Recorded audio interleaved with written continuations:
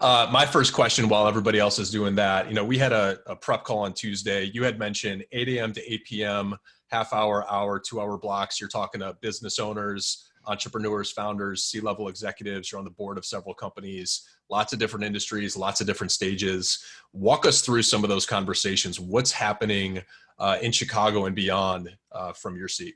Yeah. So, we all know this, that about 4 weeks ago, the world changed, and it changed pretty dramatically, and it changed pretty quickly. And so, Math has direct investments in about 45 companies right now. And if you think about it, I failed to mention, so there's a third partner as well, Dana Wright. So Mark and I started the fund. Dana joined initially as an investor in the fund, then as an executive in residence, and then as she started working with our companies, we roped her in and she became an equal partner. And so for Fund 2, Math Fund 2, Dana, Mark, and I are all equal partners. So if you think that the portfolio is roughly divided in thirds, we each have roughly 15 companies that we're pretty actively working with. And so when the world changed 4 weeks ago, I thought, I'm going to be working from home. Things are going to be more mellow. I'm not going to, I live in Evanston. It takes me an hour to get to work, whether I take the train or I bike. I never drive. An hour back, so I'm going to get 2 hours back of my day, no running between meetings. I'm going to have all kinds of free time. And it turns out that from that Monday, what was that, March 16th, I had back-to-back meetings from 8 a.m. to that week. It was until 7 or 8 p.m. It was like 10, 12 hours of back-to-back meetings, like literally not a slot open, because all of these entrepreneurs were struggling with, what do I do next? How do I handle this? Should I be cutting? Should I be leaning in? And it was a little bit frantic on their end. And of course we want to help. And, with our investment, sure, we can always help with capital, but where we've always thought we can add the most value to the companies is with our experience. So we've all lived through this, right? So, Mark and I have some stories about Sure Payroll. So we started that company in late 99. We went through the dot-com bubble. We went through 9/11. We went through 2008. Dana spun up a division out of ConAgra in 2000, right before the crisis in 2008, lived through the 2008 crisis, had a successful exit later on. So we've seen this before and think that we can help them navigate these rough waters. What's fascinating is that it's not universally rough, that we have some companies where things are really hard. We have one that even has chosen to mothball the company for now.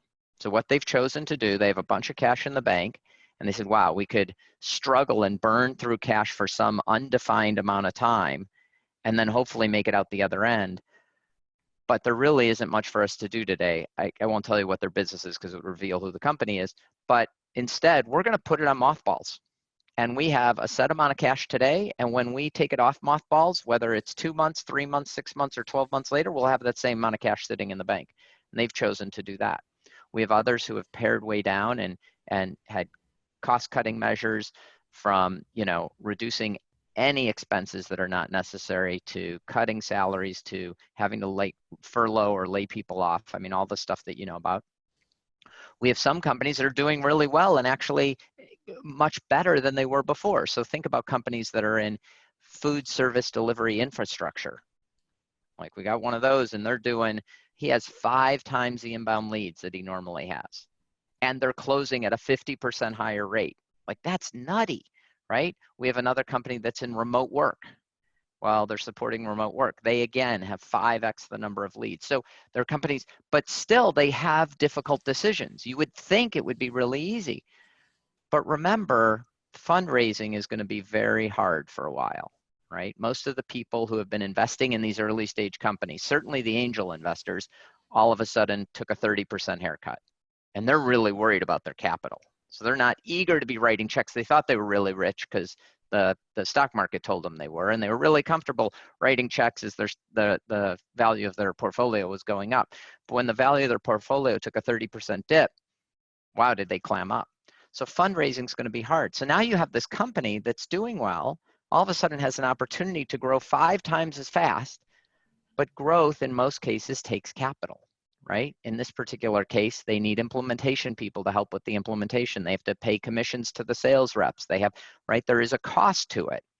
It's actually cheaper than it was last month, a month ago, but it still is a cost to it. And so they're weighing, how much should we lean in? How many additional people should we hire? How much should we increase our burn? Because that's going to shorten the time we have until we have to raise money. And what if the markets haven't opened up yet? So great, we've got all this growth, but if we run out of capital and we need capital to run, we're going to be in real trouble. And so universally, the default, without knowing anything else about the business, is we're trying to get all of our companies to scramble to the point where they're in control of their own destiny.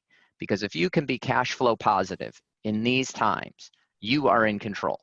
And I believe that most of our companies, and most companies, not just uniquely to math, that have real business models, that have real revenue and happy customers, are going to do fine at the back end of this, right? The economy is going to get going again. Some things will be forever different. I think commercial office space will be forever different. Potentially bars and restaurants are going to be different, at least for a while. But if you get there, you're going to take off again and you're going to be fine. But you have to get there. You can't burn all of your fuel and be only halfway through the tunnel. And so there's this very difficult balance.